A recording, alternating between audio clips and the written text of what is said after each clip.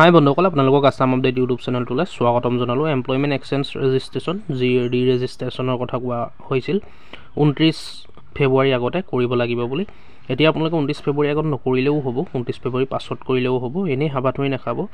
বহুতে খৰধৰ কৰিছে যে হয়তো কিবা ADR অৰ্থাৎ ডাইৰেক্ট ৰিকুৱাৰমেণ্টৰ কিবা প্ৰব্লেম হ'ব নেকি, যিহেতু বহুতে ডাইৰেক্ট ৰিকুৱাৰমেণ্টত এপ্লাই কৰি থৈছে।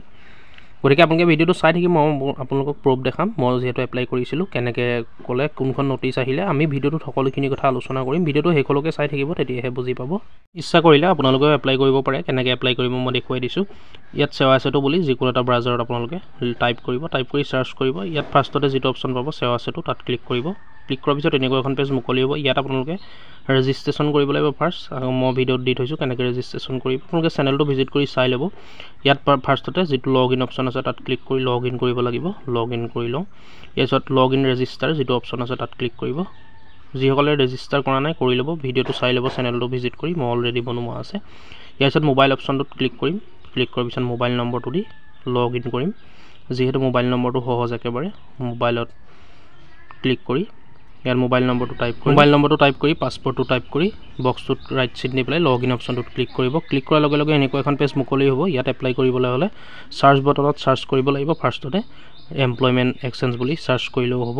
ইয়াত ফাৰ্ষ্টতে চাৰ্চ কৰিম। এতিয়া আপোনালোকে এনেকৈ কৰিব পাৰে আৰু লগ ইন প্ৰচেছ মোবাইলৰ দ্বাৰা কৰিব আপোনালোকে, অতি সহজ হ'ব।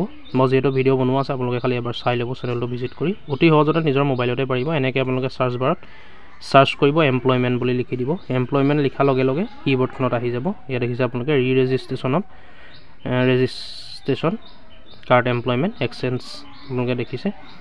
ইয়াত ফাৰ্ষ্ট অপশ্যনটোতে ক্লিক কৰি দিব। এনেকৈ ৰেজিষ্ট্ৰেশ্যন লিখি পেলাই চাৰ্চ বটনত চাৰ্চ কৰিব, অপশ্যনটোত ক্লিক কৰিব। ক্লিক কৰাৰ পিছত এনেকুৱা এখন পেজ মুকলি হ'ব। ইয়াত এপ্লাই যিটো অপশ্যন দেখিছে সেই এপ্লাই অপশ্যনটোত আপোনালোকে ক্লিক কৰিব। মই যিহেতু কৰি চাইছোঁ বন্ধুসকল, আপোনালোকক প্ৰুফ দেখাম কি কয়, যে হ'বনে নহয় যে 29 তাৰিখৰ আগতে কৰিব লাগিব, তেনেকুৱা কোনো কথা নহয়, পাছত কৰিলেও হ'ব। ইয়াত দুটা অপশ্যন পাব, এটা এপ্লাই আধাৰৰ সৈতে কৰিব পাৰিব আৰু এটা আধাৰ নোহোৱাকৈ। মই এপ্লাই আধাৰ অপশ্যনটোত ক্লিক কৰিছোঁ। আপোনালোকে এপ্লাই আধাৰ অপশ্যনটোতে ক্লিক কৰিব, তেতিয়া আধাৰ কাৰ্ডটো লিংক হৈ থাকিব।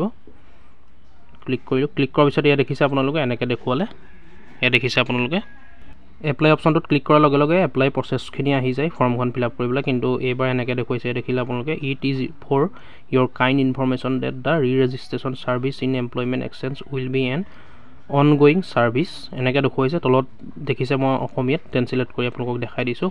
আপোনাৰ সদয় তথ্যৰ বাবে যে নিয়োগ বিনিময়ত পুনৰ পঞ্জীয়নৰ সেৱা এটা চলি থকা সেৱা হ'ব আৰু 29 ফেব্ৰুৱাৰী 2024 তাৰিখে পুনৰ পঞ্জীয়নৰ বিশেষ ড্ৰাইভ শেষ হোৱাৰ পিছতো উপলব্ধ হৈ থাকিব। দেখিছে আপোনালোকে, শেষ হোৱাৰ পিছতো উপলব্ধ হৈ থাকিব। যিসকলে পুনৰ পঞ্জীয়ন সম্পূৰ্ণ কৰিব নোৱাৰে তেওঁলোকৰ বাবে 2024 চনৰ 29 ফেব্ৰুৱাৰীৰ পিছত তেওঁলোকৰ প্ৰক্ৰিয়া সম্পূৰ্ণ কৰিব। দেখিলে আপোনালোকে, যিসকলে নোৱাৰে 2024 চনৰ 29 ফেব্ৰুৱাৰীৰ পিছতো আপোনালোকে কৰিব পাৰে।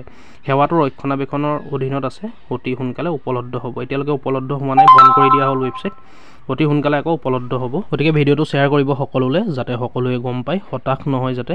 ভিডিঅ'টো লাইক কৰিব, চেনেলটো ছাবস্ক্ৰাইব কৰি ল'ব।